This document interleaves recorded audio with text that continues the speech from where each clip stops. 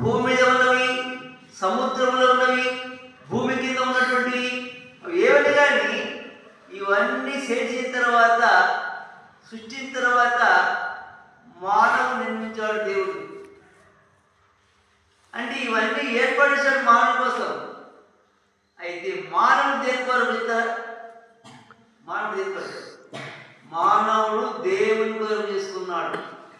అర్థమైందా? మానవుడు ఏం చేశాడు దేవుడు అంటే దేవుని మహిమపరచాలని, దేవునితో సహవాసం చేయాలని, దేవుని ఘనపరచాలని, దేవుని పూజించాలని, దేవుని స్థించాలని, ఆయన హెచ్చించాలని మానవుని దేవుడు చేసుకున్నాడు. ఈ విషయంలో మానవుడు పూర్తిగా ఫెయిల్ అయిపోయాడు. దేవునికి చోటు లేదు మానవ హృదయాల్లో. దేవుడు ప్రేమించి మనకు అన్ని ఇచ్చాడు కదా.